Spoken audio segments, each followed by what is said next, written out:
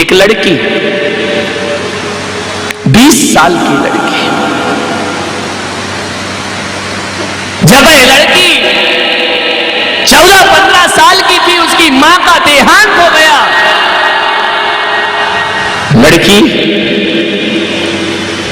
की मां के देहांत के 6 महीने बाद पिता की मृत्यु हो गई। अब आप सोच सकते हैं, जिसकी मां भी नहीं रही, जिसका पिता भी नहीं रहा, चाचा चाची ने पढ़ाई बंद करा दी। कौन पढ़ाएगा बिन मां बाप की लड़की को? और उसकी एक जगह शादी कर दी। शादी होकर के गई लड़की, 6 महीने भी नहीं हुए, पति का एक्सीडेंट हो गया और विधवा हो गई वह लड़की। जैसे ही विधवा हुई, सास ससुर ने ताने मारना शुरू कर दिए, याते ही साथ हमारे बेटे को खा गई, ये मनहूस बहू है, इसे घर से बाहर निकाल दिया जाए। तिरस्कार किया उसका। गर्भवती थी, 6 महीने तो शादी के हुए थे, निकाल दिया उसे घर से बाहर। उसने जाकर के एक प्राइवेट स्कूल में चपरासी की नौकरी की। पढ़ नहीं पाई थी, लेकिन उसने आस नहीं छोड़ी, उसने विश्वास नहीं छोड़ा। पानी पिलाती स्कूल में बैठ करके, चपरासी का काम करती। एक दिन उसने एक बेटी को जन्म दिया, लेकिन हार नहीं मानी। उसने कहा बेटी हुई है तो कोई कैसा दुर्भाग्य, मां की मृत्यु, पिता की मृत्यु, पति की मृत्यु, घर से निकाला गया, और औलाद भी हुई तो लड़की हुई, लड़का नहीं हुआ। उसे ध्यान रखना। उसने कहा कोई बात नहीं। दिन भर स्कूल में काम करती, और एक दिन उसने 10वीं की परीक्षा दी कि मैं पढ़ूंगी। जब तक क्लास चलती तब तक वह किताब लेकर पढ़ती, और किसी स्कूल में एडमिशन नहीं लिया। कौन देगा एडमिशन? उसी स्कूल में 10वीं क्लास में, जहां क्लासरूम होता, बाहर बैठी रहती, जो टीचर पढ़ाती वो पढ़ते जाती। और एक दिन तुम्हें विश्वास नहीं होगा कि उसने 10वीं पास की, एक दिन उसने 12वीं पास की, एक दिन उसने बीए पास कर ली। बीए पास करके उसने बीएड किया। और आप नहीं मानेंगे, ये मेरे गांव की सच्ची कहानी है। वो जो पानी पिलाने वाली चपरासिन, जिसने बीए किया, बीएड किया, और एक दिन उसी स्कूल में टीचर बन करके खड़ी हो जाया करती है, और अपनी बेटी का भविष्य बनाया। हिम्मत नहीं हारी उसने, लड़ते रही, जूझते रही। जिंदगी एक जंग है, इससे लड़िए। थोड़ी बहुत जो भी दिक्कत आती है, परेशानी आती है, उनका डट करके मुकाबला करें। हर मुसीबत, हर समस्या अपने साथ एक समाधान लेकर आती है। ऐसी कोई समस्या नहीं है जिसके साथ समाधान ना हो। बस ध्यान रखना, जो लोग सफल हुए हैं, ये मत समझना कि वो कोई किस्मत से सफल हुए हैं। तो कोई लोग असफल हुए हैं तो ये मत समझना कि बदकिस्मती से असफल हुए हैं। कुछ लोग दुनिया में अपना नाम कर जाते हैं, कुछ लोग दुनिया को रोशन कर जाते हैं। वो कोई अलग दुनिया से आए हुए लोग नहीं होते हैं, वो कोई आकाश से टपक के नहीं आते हैं, वो कोई धरती फाड़ के पैदा नहीं होते हैं। वह भी आप और हम जैसे लोग हुआ करते हैं। पर कितना है कि सफल लोगों के काम करने का तरीका थोड़ा सा अलग होता है, और असफल लोगों के काम करने का तरीका थोड़ा सा अलग होता है। ध्यान, एक आदमी ने मुझसे पूछा कि क्या बात है कि गरीब आदमी इस देश में गरीब ही बना रहता है, और अमीर आदमी इस देश में अमीर होता जाता है। आप भी सोच सकते हैं, आपके मन में भी प्रश्न उठ सकता है, लेकिन मैं ऐसा नहीं मानता हूं कि कोई किस्मत या कोई भाग्य के भरोसे अमीर और गरीब बनते हैं। मैं तो इतना मानता हूं, ये गरीब आदमी इसलिए गरीब है कि उसकी किस्मत साथ नहीं दे रही, ऐसा नहीं है। ध्यान रखना, मैं किस्मत पे बहुत कम भरोसा करता हूं, और जब भी भरोसा करता हूं तो दिल को बहलाने के लिए करता हूं। हकीकत पे तो मेरा भरोसा है ही नहीं। मैं केवल पुरुषार्थ पे भरोसा रखता हूं। लेकिन कभी निराशा आ गई तो सोच लेता हूं छोड़ो यार, ये भाग्य में नहीं है, काहे को इसके पीछे लग। ये दिल बहलाने के लिए। एक गरीब हमेशा गरीब क्यों रहता है और एक अमीर हमेशा अमीर क्यों बनता है? कभी कभी तो ये भी सुना होगा ना कि अमीर भी एक दिन गरीब हो जाता है और गरीब भी एक दिन अमीर हो जाया करता है। क्या वजह है इसके पीछे? क्या सोचते हैं आप? क्यों हुआ गरीब? ऐसा नहीं है कि उसने पुरुषार्थ नहीं करता है, गरीब आदमी भी मेहनत करता है, इतनी मेहनत करता है कि शायद जितनी मेहनत कोई अमीर ना करता होगा। विचार करिए, एक आदमी फाइल में साइन करता है, लाखों रुपए लेता है। एक आदमी कागज पे रोड बनाता है और हजारों रुपए लेता है। और एक मजदूर सड़क बनाता है धरती पर, हजारों क्या 100-200 रुपए की मजदूरी मुश्किल से मिला करती है। ध्यान रखिए। और हकीकत देखा जाए तो सड़क ना कागज से बनती है, सड़क ना उस आदमी के साइन से बनती है, सड़क बनाने वाले तो वो मजदूर हुआ करते हैं। ध्यान रखिए। अरे ऐसे लोग हैं हमारे देश में जो बड़ी बड़ी कोठियां बनाना जानते हैं, मकान बनाने वाले मिस्त्री, और खुद घास की झोपड़ी में जिंदगी गुजारा करते हैं, दूसरों की कोठियां बना दिया करते हैं। क्यों रहता है गरीब हमेशा गरीब? क्यों बनता है अमीर हमेशा अमीर? क्या सोचते हैं? कुछ तो गड़बड़ होगा। ऐसा नहीं है कि ये अमीर बनना नहीं चाहता है, और ऐसा भी नहीं है कि ये मेहनत नहीं करता है, फिर गरीब क्यों है? आगे क्यों नहीं बढ़ा? उसके पीछे जहां तक मेरी विचार है, मेरा चिंतन है, 100% सही हो ऐसा मैं नहीं कह सकता हूं, लेकिन शायद आपको लगे एक गरीब इसलिए गरीब है, किस्मत के कारण नहीं, क्योंकि उसकी सोच गरीब है। और एक अमीर इसलिए अमीर होता है कि अमीरों की सोच हमेशा अमीर रहा करती है। जिसकी सोच बड़ी रहेगी, जिसका चिंतन बड़ा रहेगा, जिसकी थिंकिंग बड़ी रहेगी, अमीर हमेशा बड़ी सोच रखते हैं और गरीब हमेशा छोटी सोच रखता है। गरीब के पास नकारात्मक चिंतन ज्यादा है और अमीर के पास आत्मविश्वास ज्यादा होता है, इसलिए अमीर आदमी हमेशा अमीर बनता है और गरीब आदमी की सोच आदमी को किस्मत अमीर नहीं, किस्मत गरीब नहीं बनाती है, उसकी सोच उसे अमीर बनाती है और उसकी सोच उसे गरीब बनाती। ध्यान रखना है आपको। सोच बड़ी सोच के लोग बड़ा काम कर देते हैं, लेकिन बड़े लोगों की सोच भी यदि छोटी हो जाए तो उन्हें फिर छोटा बनने में ज्यादा देर। हमेशा दिल बड़ा रखो। अरे दायरे दिल मत रखिए, दरिया दिल रखिए अपना। ऐसा दिल मत बनाओ कि उसमें हम दो और हमारे दो ही समाए। ऐसा दिल बनाओ कि सारा विश्व आकर के उसमें समाहित हो जाए, सारा ब्रह्मांड आकर के उसमें अपना ही सुख मत मांगो। चिंतन दो तरह के हो सकते हैं। देखिए, बड़ी सोच और छोटी सोच का जादू। आप भगवान से प्रार्थना कर सकते हैं, मान लो आंधी तूफान यहां आ जाए और ये पंडाल हिलने लगे। हिले ना भगवान, मैं तो बता रहा हूं, 2 दिन और निपटाना है भी इसको। ये पंडाल हिलने लगे, इस सभा में एक व्यक्ति ऐसा भी बैठा होगा जो ये कहेगा कि हे ईश्वर रक्षा कर, ये पंडाल गिर गया तो मैं मर जाऊंगा, मेरे बीवी बच्चों का क्या होगा। एक सोच ये है, और एक सोच ऐसी भी यहां बैठी हो सकती है कि हे ईश्वर कृपा कर, ये पंडाल ना गिर जाए।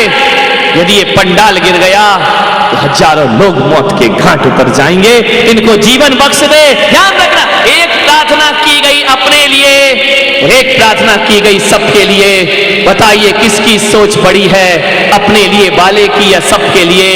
अरे इतना सोच ले आदमी, यदि सबको बचाने का सोचेगा तो तुझे बचने में फिर ज्यादा देर नहीं लगेगी। सबके बचने में अपना बचाव है, लेकिन आदमी सोचता है नहीं, अपना काम बनता और भाड़ में जाए।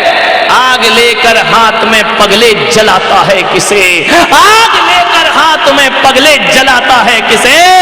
और जब ये बस्ती ना रहेगी तू कहां रह जाएगा, जब ये बस्ती ना रहेगी तू कहां रहेगा, दूसरों का घर मत। सोच है ये। एक आदमी ने ईश्वर की बड़ी साधना की, बड़ी सोच का बड़ा जादू, छोटी सोच में कोई चमत्कार नहीं होता। उस आदमी ने परमात्मा को प्रकट कर दिया। परमात्मा ने कहा बोल तुझे क्या चाहिए? बोले सचमुच दोगे? अरे बोले अपने ऐसा बेईमान मत समझ, मांग क्या मांगना चाहता है? बोले मैं बहुत गरीब हूं बाबा जी, मुझे कुछ दे दो। शिव जी ने वरदान दे दिया कि जा, मैं तुझे वरदान देता हूं कि तुझे जो चाहेगा वो मिलेगा। उसने कहा मजा आ गया, जो चाहो वो मिल जाएगा? बोले हाँ। बोले कुछ भी मांग लो? बोले हाँ।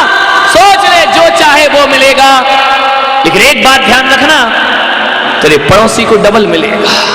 ये सुन रखा होगा आपने घटना कहानी, तेरे पड़ोसी को डबल मिले। उसने कहा सत्यानाश हो तुम्हारा। अरे शिव जी ने कहा क्यों, क्या हो? अरे बोले मेरा सबसे बड़ा दुख यही पड़ोसी तो है रामलाल। जब से उसकी बड़ी कोठी बनी मैं दुखी हो गया हूं। मैं साइकिल में बड़े आराम से घूमा करता था, जब से मोटरसाइकिल लाया है मेरी छाती पे सांप लोटा करते हैं। अरे सबसे बड़ा दुख वही है। तो भाई बाबा तुम भी गजब का कमाल करते हो। शिव जी ने कहा यार तू अपने लिए मांग ले, पड़ोसी का टेंशन क्यों? अरे बोले पड़ोसी को मिलेगा तो वो अमीर और मैं गरीब। शिव जी ने कहा वरदान दे दिए तो दे दिए। घर गया, उसने सोचा यार चलो देखते तो है सही है या हकीकत है या झूठ है। उसने कहा कि हे भगवान मेरी एक कोठी बन जाए। इतना कहा 2 सेकंड में कोठी बनी और पड़ोसी की कितनी बन गई? 2 बन गई। इतना याद है जैसे तुम्हें ही वरदान मिला हो, ध्यान रखिए। उसने कहा यार ये तो बड़ा लफड़ा हो गया, जो मांगो वो डबल मिलता है पड़ोसी को। यदि उसे डबल मिलता रहा तो मैं तो कभी अमीर नहीं बन पाऊंगा। बहुत परेशान हुआ। उसने कहा भगवान मेरे यहां 10 किलो सोना आ जाए। पड़ोसी के यहां 20 किलो छाती कूटा, एक वकील के पास पहुंच गया। जिंदगी बर्बाद करना है तो वकीलों के पास चले जाना, घर उजाड़ना है तो वकीलों के पास चले जाना। जितने भाई भाई में झगड़े होंगे उतना वकील का धंधा चलेगा, और तुम्हारे झगड़े निपट गए तो वकील भूखा रहेगा। लड़ाना भिड़ाना उसका काम ही है। कभी मत जाना, ध्यान रखना, ज्योतिषियों के पास कभी मत जाना और वकीलों के पास कभी मत जाना। और ये धोखे से तुम्हारे घर आ जाए तो दरवाजे लगा लेना, मेरे बाप इस घर को बख्श दे, जा किसी और के घर में जाना। ज्योतिषी भी बड़ी जिंदगी बर्बाद करता है, हाथ देखेगा, तुक्का घुमाएगा, तीर लगाएगा, फेस रीडिंग करेगा, महिलाओं का चेहरा देखेगा। इनने सिर हिलाया, समझ गया कि मछली फंस गई जाले में। ध्यान रखना, बड़े होशियार होते हैं ज्योतिषी। गए, वकील मिल गया कोई। वकील ने कहा यार भाई क्या बात है, बड़े दुखी हो? बोले यार किस्मत ने भी ऐसा धोखा दिया, ले दे के जैसे तैसे तो बोले बाबा प्रकट हुए। अरे बोले क्या हुआ? अरे बोले जो सोचता हूं वो मिल जाता है मुझे, लेकिन दुख तो इस बात का है कि मुझे जितना मिलता उससे डबल पड़ोसी को मिल जाता है। वो मेरे से ज्यादा ऐश कर रहा है। मैंने तपस्या की, मैंने साधना की, वो मुफ्त में फल प्राप्त कर रहा है पड़ोसी। तो बोले क्या करे वकील साहब कोई बताओ। अरे बोले घबरा मत, मैं कहता हूं इसका इलाज। बोले शिव जी ने यही कहा है ना कि जो तुझे मिले वही उसे मिले। बोले हाँ डबल मिलेगा। बोले ठीक है। बोले अब एक काम कर ले। बोले क्या? जा भगवान से कहना कि हे भगवान मेरी एक आंख फूट जाए। समझ गए क्या? ऐसी बातें आपको डायरेक्ट समझ में आती है।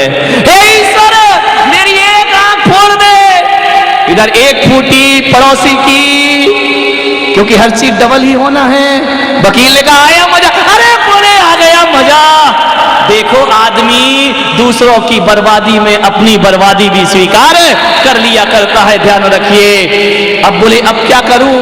बोले अब क्या कर, तू कहा ना वो अंधा, जिंदगी तो दोनों की बर्बाद है ना। एक काम करो, अब ईश्वर से बोलो ईश्वर अब मेरे दरवाजे के सामने एक कुआं बन जाए। समझ गए क्या? उसने कहा बात तो सही है। बोले एक कुआं बन जाए। पड़ोसी के यहां कितने बन गए? 2 कुएं बन गए। अब सोचो, जो अंधा हो और 2 कुएं हो, वो बचेगा कभी जिंदा जिंदगी में? वकीलों से बचना मेरे भाई, बड़ी दुर्दशा कर देते हैं जिंदगी की। मानिए, कैसा हो गया है आदमी, दूसरों के लिए सुख नहीं मांगता, अपने लिए ईश्वर से दुख मांग लिया करता है।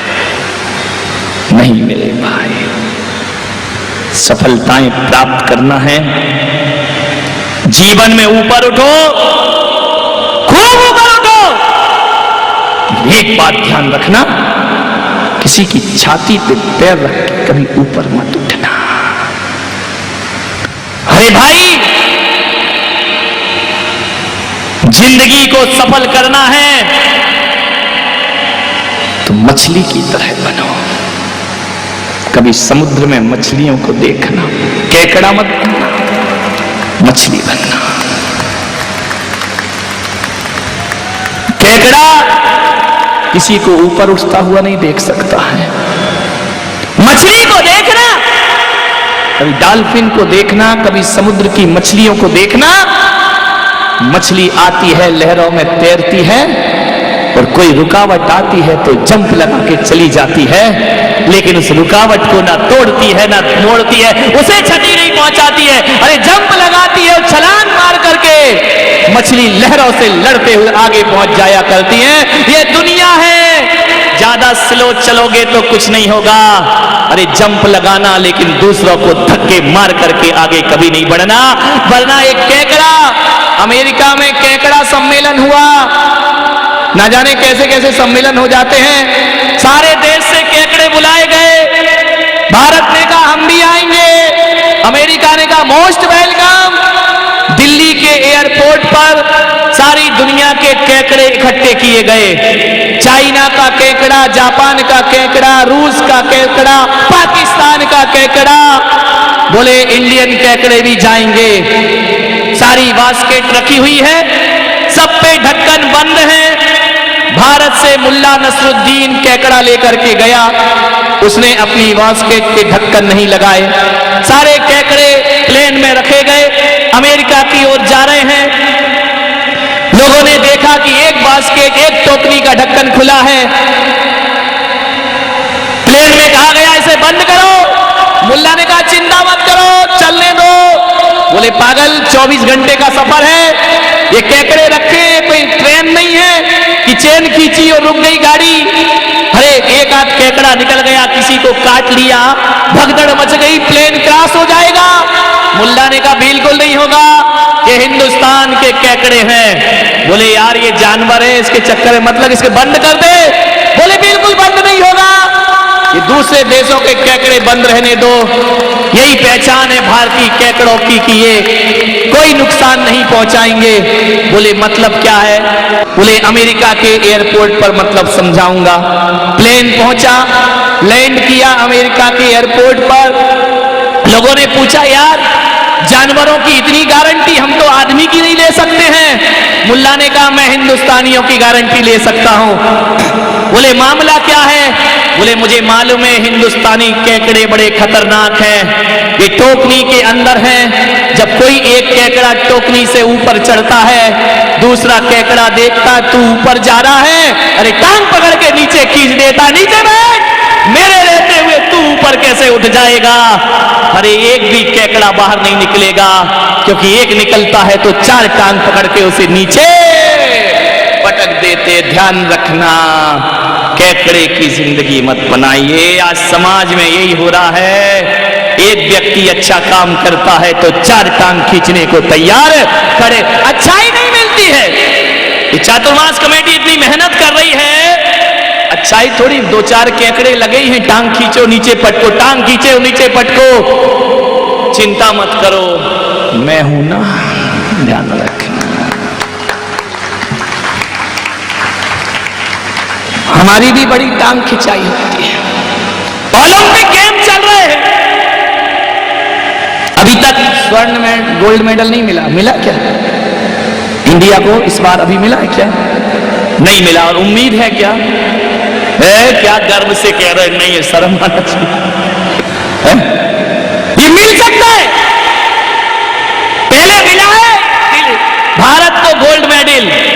मालूम है ओलंपिक में भारत को गोल्ड मेडल मिला है, एक नहीं दो दो मिले हैं। मालूम है काय में मिले हैं? कबड्डी में, और किसी में नहीं मिले। पूछा कि कबड्डी में क्यों मिले? बोले हम हिंदुस्तानी हैं, कबड्डी में बड़े माहिर हैं। बोले मतलब क्या है? बोले कबड्डी में सिवा टांग खिंचाई के होता क्या है, और भारत टांग खींचने में नंबर 1 हुआ, उसमें मिल जाएगा। अब एक और गेम रख दें, यदि मेरी आवाज वहां तक पहुंच जाए तो अब भी गोल्ड मेडल मिल जाए। कबड्डी में तो अब छोड़ो छाड़ो, यदि गोल्ड मेडल चाहिए तो मेरी खबर पहुंचा दो, ओलंपिक गेम में हिंदुस्तान को कोई नहीं हरा सकता है। यदि कुर्सी दौड़ रख दी जाए तो भारत सबसे पहले गोल्ड मेडल लेकर के, कुर्सी दौड़ में अपन बड़े माहिर हैं, ध्यान रखा है। विचार करिए, ऐसे जीवन में सफलताएं नहीं मिला करती। हेलन केलर का नाम सुना होगा आपने, जो गूंगी थी, अंधी थी और बहरी भी थी। कैसा जीवन पाया उसने?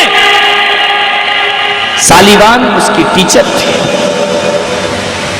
ना उसे दिखता था, ना उसे सुनाई देता था, ना वो मुंह से कुछ बोल सकती थी। सालिवान ने कहा तू हिम्मत मत हारना, तू जिएगी, मैं तुझे हिम्मत देती हूं। और उसको अंधों की लिपि सिखाई गई, अच्छे अच्छे राइटरों की किताब वह पढ़ने लगी,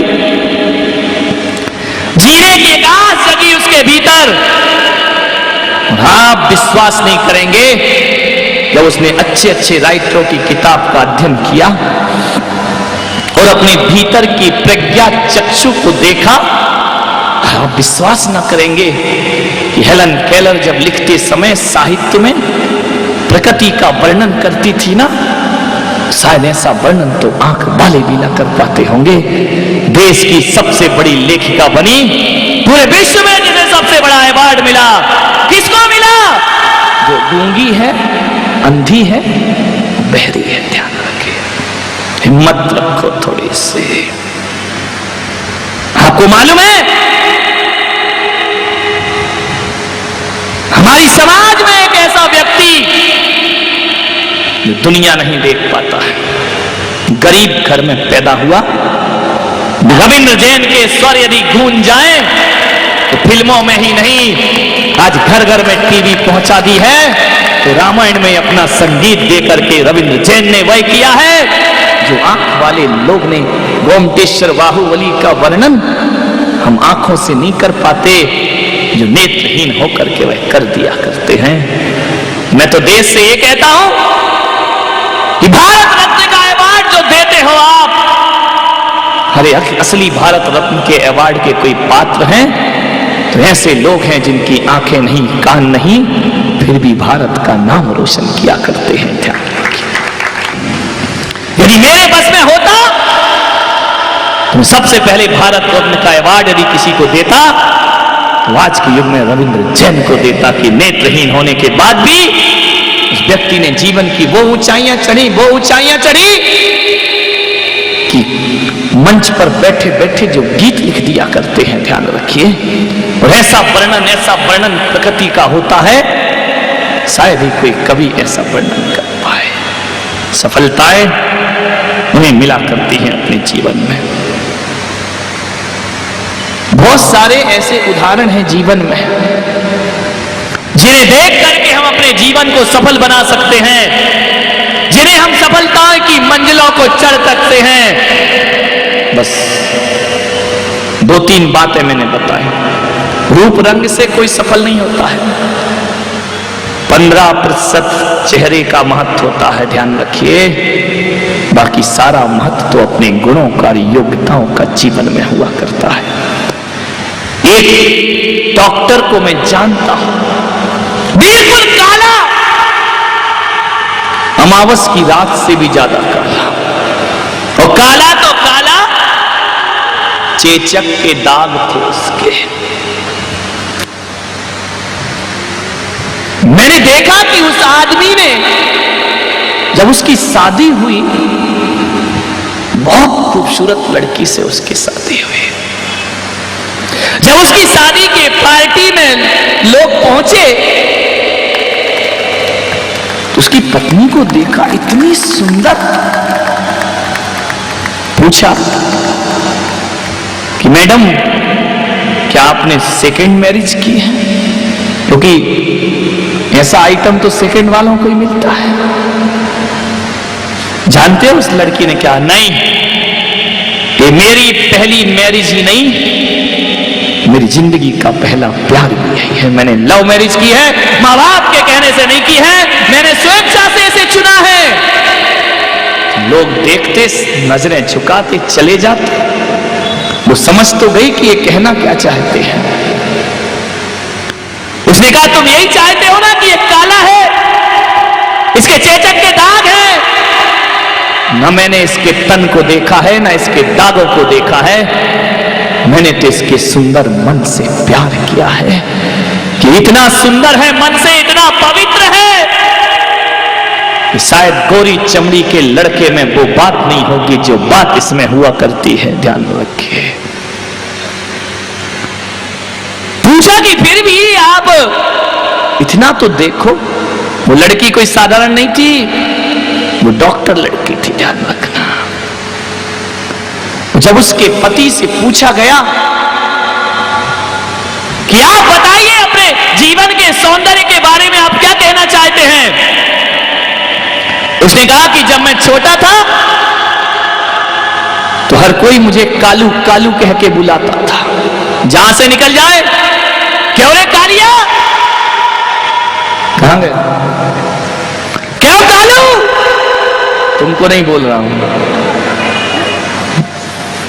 कालू कहकर के बुलाया जाता था। बड़ी हीन भावना मेरे अंदर आ गई। एक दिन बोले, मैं मन में मेरे बात जगी कि कालू राम,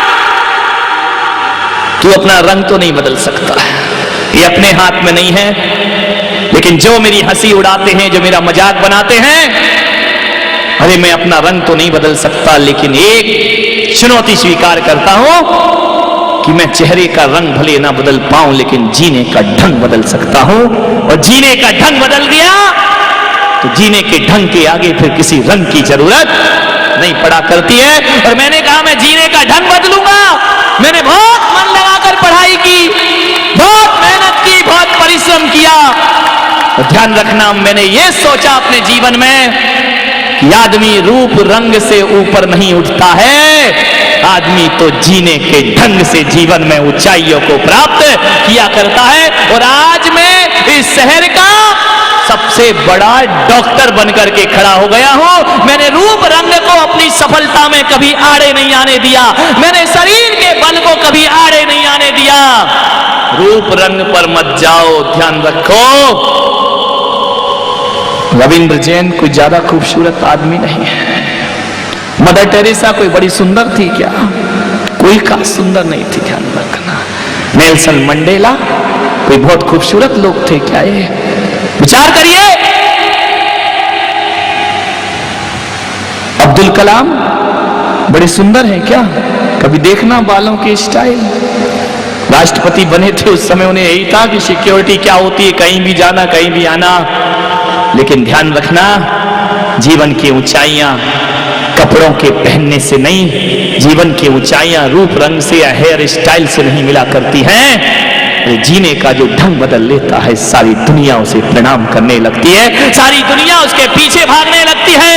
थोड़े से तरीके बदल लीजिए। अरे दुनिया में किसी के प्यारे हो ना हो, यदि जीने का ढंग बदल दिया है तो जिस घर में आज नफरतें मिलती हैं, वही घर तुम्हारा प्यार से इंतजार करेगा, वही घर तुम्हारे स्वागत को तैयार हो जाएगा। आचार्य कुंद कुंद बहुत खूबसूरत नहीं थे, साउथ के थे, बिल्कुल काले रंग के थे। ध्यान रखना।